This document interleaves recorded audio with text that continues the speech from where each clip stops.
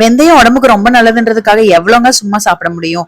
ஆனா இந்த மாதிரி சாலடா செஞ்சு சாப்பிடும்போது எவ்வளவு வேணாலும் சாப்பிடலாங்க. இட்லி கூற வைக்கும் போது வெந்தயம் சேர்க்கிறோம், தாளிக்கிறதுக்கு வெந்தயம் சேர்க்கிறோம், அவ்வளவுதான். அதுக்கு மேல நம்ம வெந்தயம் சேர்க்கிறதே இல்ல. அரை டம்ளர் அளவுக்கு வெந்தயம் நல்லா கழுவிட்டு ஊற வச்சுக்கலாம். ஒரு 6 மணி நேரம் ஊறினதுக்கு அப்புறமா தண்ணி சுத்தமா வடிச்சிடணுங்க. இந்த தண்ணியை கூட வேஸ்ட் பண்ணாம குடிச்சிடலாங்க.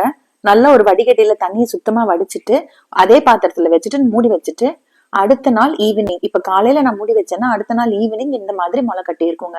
வெந்தயம் முளை கட்டுறதுக்கு கொஞ்சம் டைம் எடுக்குங்க. இப்ப இந்த வெந்தயத்தை ஒரு பவுல்ல சேர்த்துக்கலாம். இது கூட 1 அல்லது 2 கப் அளவுக்கு மாதுளம்பழம், மாங்காய், வெள்ளரிக்காய், யூஸ்வலா சாலடுக்கு சேர்க்கிற கேரட், வெங்காயம், தக்காளி எல்லாம் சேர்த்தாம பண்ணியிருக்கேன். நீங்க அது வேணும்னா கூட சேர்த்துக்கலாம். கூட 1 ஸ்பூன் அளவுக்கு பெப்பர் தூள், 1 ஸ்பூன் அளவுக்கு பொடி உப்பு சேர்த்து மிக்ஸ் பண்ணிக்கோங்க. வேணும்னா கொஞ்சம் சாட் மசாலா கூட சேர்த்திக்கோங்க. நல்லா மிக்ஸ் பண்ணிட்டு சர்வ் பண்ண வேண்டியதுதாங்க. வெந்தயம் லைட்டா கசப்பு தன்மை இருக்கும். உங்களுக்கு அந்த கசப்பு தன்மை பிடிக்கலன்னா இன்னும் கொஞ்சம் மாதுளம்பழமும் வெள்ளரிக்காயும் சேர்த்துக்கோங்க. மாங்காய் சேர்த்துனதுனால லெமன் ஜூஸ் தேவையில்லை.